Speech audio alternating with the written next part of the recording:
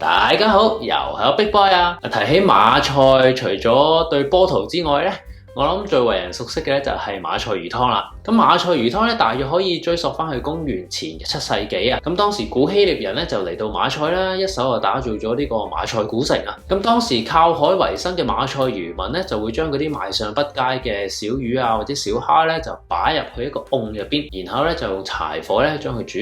咁一煮就煮幾個鐘，就變成一個濃湯啊！咁呢度 Bouillabaisse 咧就成為咗當時馬賽漁民餐桌上邊咧嘅家常菜啦。後嚟咧仲躋身咗呢個上流社會，入埋餐廳，最後咧仲成為咗世界3大名湯之一啊！咁馬賽魚湯嘅傳統食法咧係湯還湯，海鮮還海鮮咁樣分開上嘅。不過而家好多餐廳咧其實都會將呢兩樣嘢咧擺埋一齊咧做一個 dish 噶啦。咁特別想同大家提一提咧，就係呢個湯入邊咧經常都會用到一種酒嘅，無論係喺藍帶嘅食譜入邊啦，又或者係有啲餐廳嘅食譜入邊咧，都會用到一隻叫做 Pernod 嘅烈酒啊。咁呢種酒咧就係源自馬賽嘅，透過蒸餾一啲八角啊、茴香啊、甘草等等咧，就成為咗一個嘅烈酒出嚟嘅。咁通常咧，我哋煮完個湯，最後咧就會加少少呢一種烈酒入去啦。咁咧就等到嗰個味道層次咧可以更加升華嘅。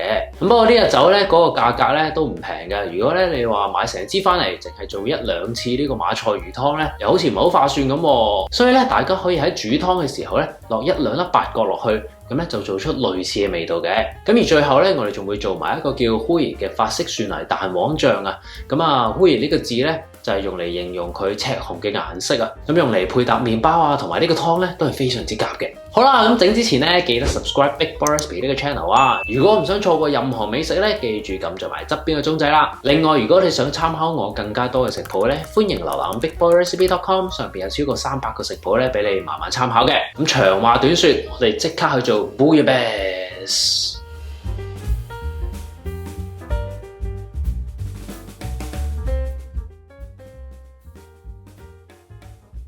好，我哋處理咗啲紅椒同薯仔先啊。喺紅椒上面淋啲油，捽勻個表面，然後就可以直接擺入焗爐。我哋用180度紅椒焗30分鐘，薯仔就焗45分鐘。然後我哋將西芹刨走表面嘅纖維，將佢切條，再切粒。大蔥我會用100克，將佢切開一半，將入邊嘅沙泥洗走晒佢。然後將大細相同嘅大蔥疊埋一齊，之後又係切條。再切粒，跟住我呢度有半個茴香，首先咧將上面部分嘅雕草掹出嚟，最後用嚟做裝飾嘅。咁啊切頭切尾，然後咧切片，最後再切粒。番茄我哋去咗個頂佢，然後喺底部界一個十字，再擺入滾水煮30秒。煮好後就可以將佢擺入凍水度浸一陣。然後去皮，再切走中間嘅番茄籽。呢個做法我哋叫做 tomato concasse， 咁樣咧可以令到醬汁有更好嘅口感，同埋可以避免有過多嘅水分嘅。最後將番茄切粒就 OK 啦。呢盤就係我哋處理好嘅蔬菜，我哋留翻一陣用。好啦，我哋嘅紅椒已經焗咗30分鐘啦，用啲保鮮紙咧包一包住佢，一陣間咧就好容易可以剝到個皮出嚟噶啦。跟住我哋處理海鮮，首先咧我呢度有一條鯛魚，我哋咧會將魚柳起出，魚頭同魚骨咧就用嚟煲湯。咁起魚柳嘅方法非常簡單，我哋喺魚鰭對落嘅位置斜切一刀，然後喺魚尾對上少少又切一刀，跟住咧將把刀放喺魚肉同背鰭之間，由個邊邊開始咁切入去，把刀一路貼住魚骨咁切，盡量減少魚肉殘留喺骨上面。最後去到魚肚位置咧會有啲骨頂住把刀嘅。直接將啲骨切斷佢，咁樣咧就可以將成塊魚柳順利起出嚟啦。另一面嘅魚肉都係同樣做法，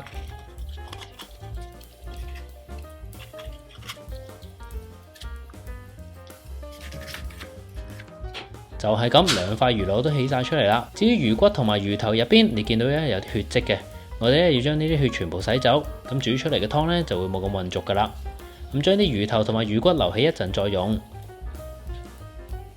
然後處理埋啲魚柳佢，首先咧將近魚肚位置嘅嗰一排魚骨片走去，跟住咧就喺魚柳上半部分嘅中間位置咧都會有啲細骨嘅，我哋逐條掹走晒佢，最後摸清楚，確保冇骨就 OK 啦。去除晒魚骨之後咧，我會將每件魚柳分成2份，魚尾嘅位置，如果覺得唔係咁好睇喎，都可以切走埋去。呢個小部分呢，我哋呢就會去咗個皮去，之後呢擺埋落個湯度一齊煮，最後呢會一齊 blend 爛佢嘅。咁魚柳處理好晒之後呢，我哋先擺入雪櫃一陣再用。到咗大蝦啦，我哋剪走過長嘅觸鬚，然後搣走啲蝦殼，之後將個蝦頭剝出嚟，最後呢喺蝦背界一刀清走啲蝦腸。咁啲蝦頭呢，我會留起一陣呢擺埋入個湯度一齊煮嘅。至於蝦肉呢，就先放入雪櫃備用。最後就係蜆啦，洗乾淨晒佢哋，倒走晒啲水就可以放入雪櫃噶啦。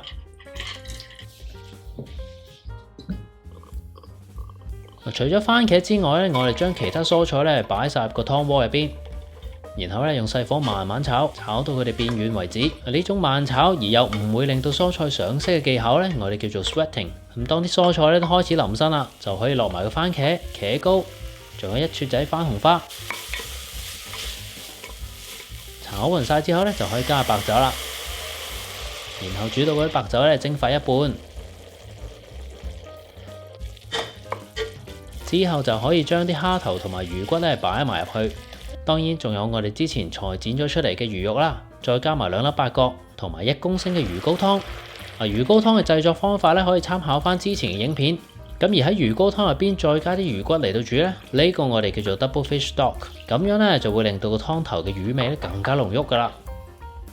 煮滾佢，然後轉做細火，記住咧要將表面嘅浮沫全部撇走啊，然後就由佢煮40分鐘啦。呢個期間，我哋就可以做埋個蛋黃醬啦。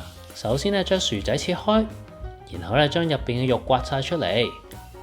到咗紅椒，將佢切頭切尾，然後攤開佢，再刮走啲籽，然後搣走晒表面層皮，再係咁依切成細塊。跟住咧，我哋將呢啲紅椒、薯仔、一個蛋黃、蒜頭、茄膏同埋一啲鹽咧，擺入攪拌器，打爛到完全融合為止啊！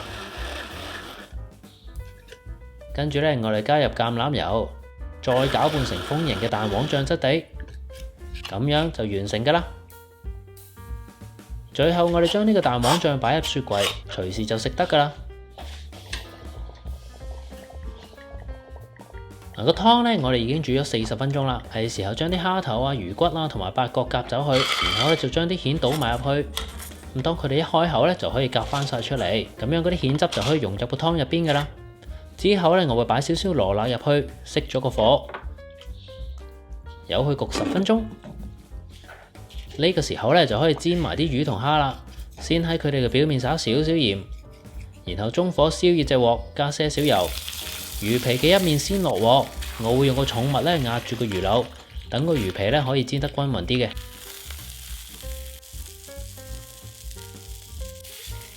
咁當魚皮煎到金黃之後咧，就可以將佢反轉啦，然後加入少少牛油啊，再將牛油不停淋喺魚嘅表面，大約1分鐘左右，咁樣魚柳就煎完噶啦。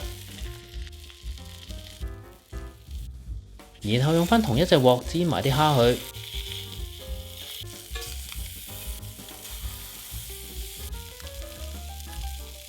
我哋再用翻同一隻鑊烘埋個麵包，表面微微焦香，咁就 OK 噶啦。羅勒出完味之後呢，我哋就可以拎走佢啦。跟住呢，攞個攪拌器打爛晒湯入邊嘅材料去，然後隔一隔渣，過濾翻我哋順滑嘅海鮮湯出嚟啊。咁啊，最後加些少鹽調味，咁樣我哋嘅馬賽魚湯就完成噶啦。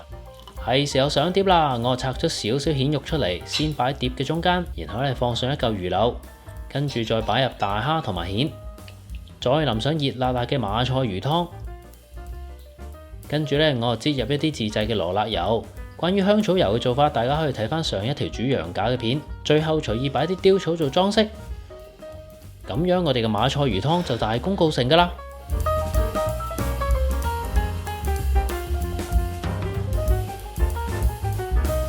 我最期待嘅畫面又出現啦，就係試食，即刻嚟試下啖湯先。哇！呢個味道飲落個喉嚨好舒服啊！一飲落去有陣魚味啦，跟住之後咧有少少嘅 basil 味啦，跟住飲得出有嗰個蜆嘅鹹鮮味啦。試下個魚先，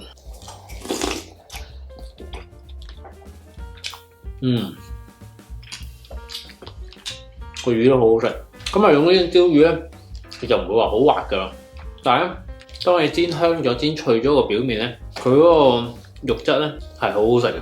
咁呢啲咧係煲完湯嗰個魚頭嗰啲魚肉嚟嘅。如果你中意嘅話咧，可以拆咗嗰啲魚肉出嚟啦，擺埋落去嗰個湯度，跟住之後咧再一齊 blend 爛佢。咁咧你個湯咧就會更加濃啦，同埋咧個魚味咧就更加重啦。咁啊視乎你自己中意啦。不過我拆咗啲肉出嚟咧，就俾佢食。咁啊海鮮嘅配搭咧就真係隨你喜歡啦。今次咧就用咗蜆、魚同埋蝦啦。咁啊你中意嘅話咧，你可以加埋呢個譬如帶子啊、青口啊 ，even 你食貴啲嘅龍蝦肉啊都可以嘅。我哋試埋個包先，法式蒜泥蛋黃醬，我哋又一人一啖㗎啦噃。好食，我好中意呢個醬，好香，好香蒜味啊係。今日冬天嘅時候咧，整一煲咁嘅湯咧，熱辣辣咁樣嚟食咧，確實係正啊！好啦，今日影片咧又到此為止啦。中意呢條片嘅朋友咧，記得 like、comment 同埋 share 出去，等多啲人一齊可以煮好西啊！咁啊，我哋下條影片再見㗎啦喎，拜拜。